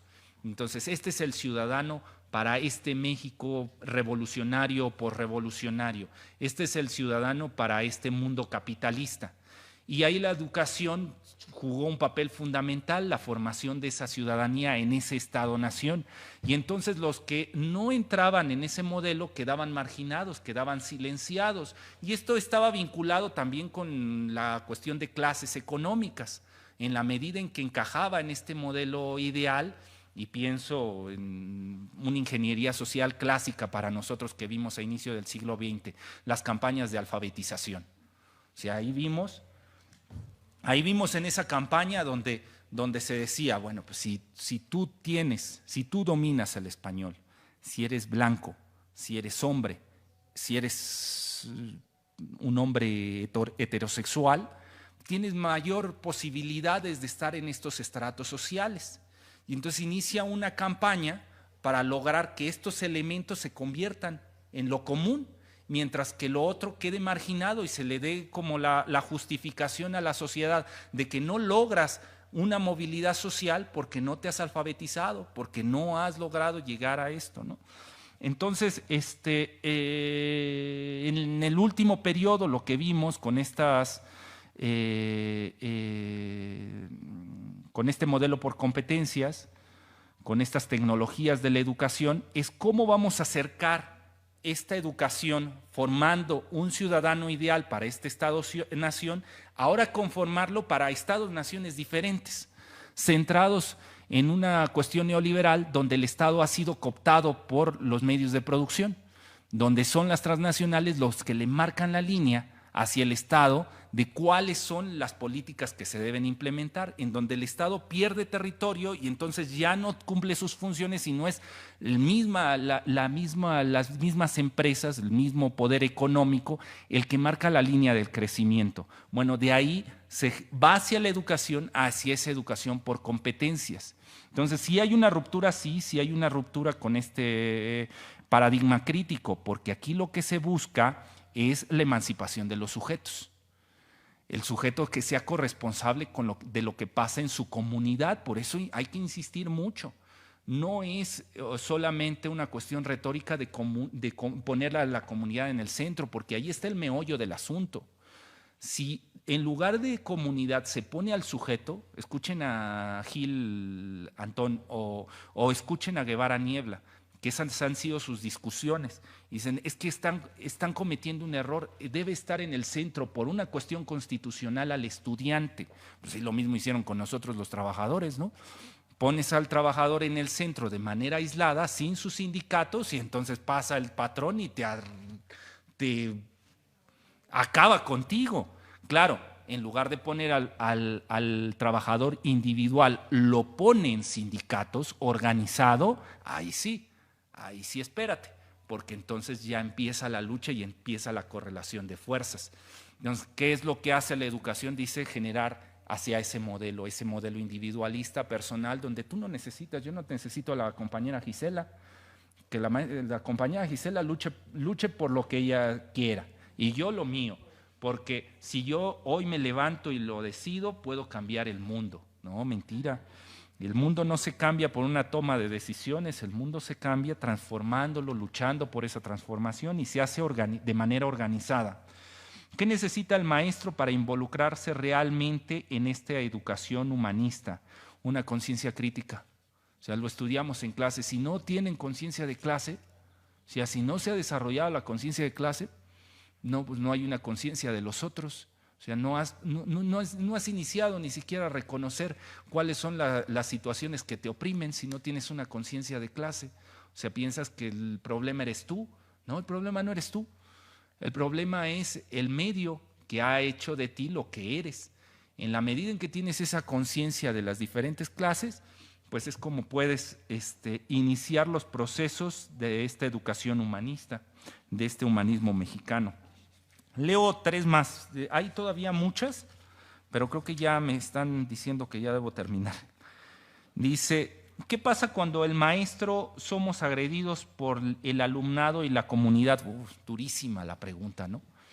Porque tiene que ver con esta descomposición que hablamos, de este proceso individual, donde pues ya el maestro, la maestra está aislado, los estudiantes van por su bola, el directivo va por otra, la institución va por otra, y no hay un reconocimiento de comunidad. Lo que les platicaba yo del metro, todos los días viajo del estado de Texcoco a Coyoacán, y tengo que subir al metro en San Lázaro. Entonces, ya antes me iba por Pantitlán, ¿no? Pero las peleas eran casi diario. O sea, Metro Pantitlán o Metro La Paz, todas las mañanas al menos hay 3, 4 peleas físicas, o sea, de gente que se agarra a golpes. Y estamos ahí en territorio, o sea, hay un territorio y vamos haciendo comunidad, pero estamos aislados. O sea, cada uno va buscando el beneficio personal y abren las puertas y es a ver quién llega primero a sentarse. Increíble, ¿no? Y si hay una persona mayor al frente y tengo que pasar por ella para llegar a ese asiento, lo hace el compañero, ¿no? Y se agarran a golpes. Entonces, ¿qué pasa cuando los maestros somos agredidos por el alumnado o por la comunidad que los rodea? Pues, ¿qué pasa, compañero? Pues hay que empezar a sensibilizar a todos. Hay que empezar a generar una transformación en ese territorio que está completamente perdido, que es completamente individualista, que es un espacio que ya está centrado en las prácticas de consumo. ¿Cómo se hace esa cuestión? Dirá Gramsci, primero hay que generar un pensamiento de ruptura, hay que buscar a los nuestros. O sea, no se trata de ir a enfrentarse de tú a tú. Oye, aquí hago otra vez el llamado a la coordinadora, ¿no? Ese es el problema. O sea, el hablar con el que tiene el poder hegemónico y tratar de que cambie, pues está difícil, ¿no? Las subalternidades primero tienen que organizarse y encontrar a los suyos. O sea, encontrar en este caso a los de Puebla, a los de Michoacán, a los de Oaxaca, a los de Guerrero, a los de Veracruz, y después en bloque vamos. Ahora sí a enfrentar en una correlación de fuerzas. Y al interior de la institución también debe de haber colectivos que se sientan marginados y que haya unos puntos de encuentro. Es decir, hay que reconocer a las subalternidades y decir, compañera, usted viene de otra subalternidad diferente a la mía.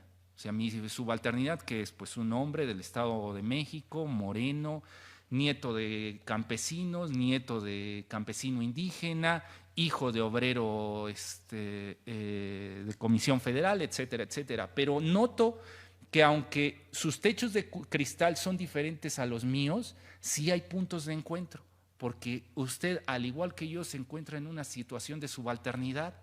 O sea, no somos poder hegemónico, o sea, no somos los que tenemos el poder, sino son los que utilizan el poder para esclavizarnos, ¿no? Entonces, empezar esa organización. Eso yo haría si estoy en Ciudad Juárez. en Ciudad Juárez está en esta cuestión de violencia. ¿Qué hago? Empiezo a hacer equipo con los míos, con los subalternos, no con aquellos que están generando esta violencia. Si yo ya sé que el rector, que no es el caso, ¿no?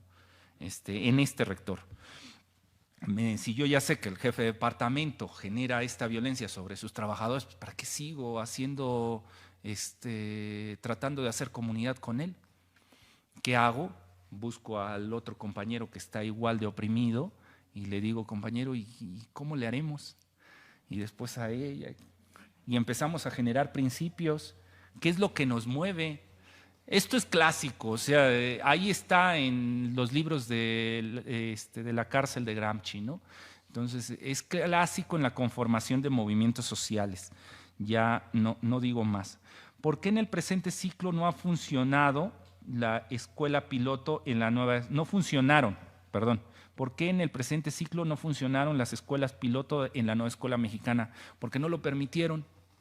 Hubo un amparo de, no era Mexicanos Primero, en Educación Futura y Educación con Rumbo. Dos asociaciones civiles que son periféricas, de estas que giran alrededor de Mexicanos Primero, es decir, son de los mismos, ¿no? Comparten agendas, comparten recursos. Pues bueno, entre ellos se van echando la pelotita, ahora te toca a ti, tú sacas el amparo, luego más si leen los dos amparos, si van ayudándose. Entonces, por eso no se logró el pilotaje, pusieron un amparo que no lo permitía. Y vean el amparo ridículo, que pedía Educación con Educación Futura, pedía que no se había incorporado en el pilotaje a las escuelas privadas, que porque las escuelas privadas no fueron contempladas, entonces no era democrático esto. Y si se hubiera contemplado a las escuelas privadas, se hubieran amparado las privadas diciendo esto no lo aceptamos porque esta es una educación privada. De veras, es exagerado. Y lo peor es que hay jueces que toman esto, lo leen y dicen, tiene usted razón, amparo dado. El amparo sucedió en octubre del año pasado. O sea, ya estamos a esta altura. El artículo 3 obliga, tiene implicaciones en la educación y el juez le importó. Última. Esta es durísima, no sé si leerla. Bueno, la leo. En Educación para Adulto, INEA, ¿incidirá esta nueva escuela mexicana? ¿Habrá nuevos libros de texto? ¿Sí habrá nuevos libros de texto? No lo sé. Asegura la compañera que sí. Los presentan a inicios del siguiente mes, si no mal recuerdo, a finales de este mes se va a dar la presentación de los libros de texto. Yo tengo esperanza de que en INEA vieron lo que se estaba luchando en básica y que hicieron algo parecido. Espero que no nos sorprenda como educación media, que acabó haciendo la educación dual y ahora están en esas luchas. Espero que formen a mucho capital humano, que espero que logren formar mucha mano de obra barata para que estén las transnacionales contentas y logren su fin. Espero que tengan la conciencia tranquila ahora que están desde sus casas viéndose después de haber escrito esos programas y que sean responsables de esa formación. Yo también espero que el INEA, cuando vio esa lucha que se estaba dando al interior de la Secretaría de Educación Pública entre media y básica, pues que haya tomado el camino de básica y que esté por una transformación de las conciencias. Pero se verá en un mes, no los he leído. Yo tengo esperanzas con INEA, o sea, creo que INEA puede ser un referente para esas otras subsistemas dentro de Secretaría de Educación Pública. Bueno, compañeros, pues todavía llevo aquí algunas preguntas. Vamos a continuar con estos diálogos otro día, ¿no? Para ir respondiendo. Claro.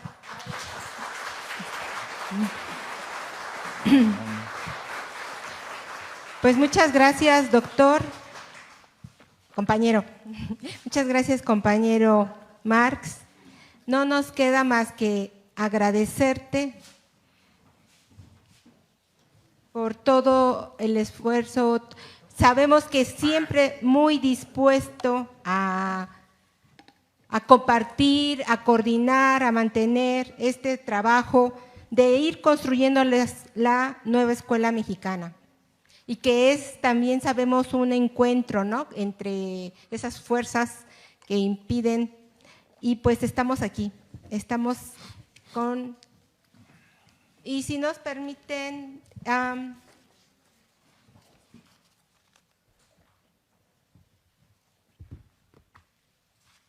el 10 de junio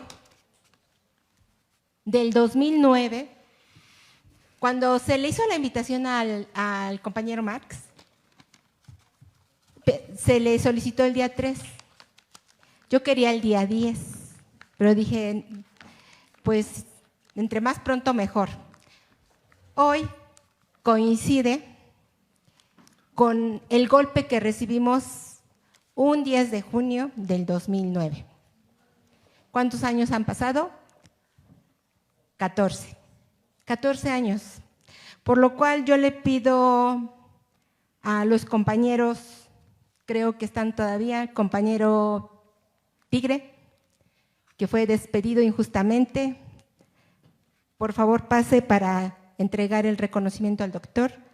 También está aquí parte de los compañeros que sufrieron ese golpe, la maestra Chuy, la compañera Chuy, por favor, para entregar este agradecimiento y este reconocimiento al doctor, al compañero Marx. Es un compañero de lucha y algo bien importante que tenemos que hacer todos y cada uno desde nuestra trinchera, luchar por el derecho a la educación pública, laica, científica, crítica, popular. Y los libros de texto que se están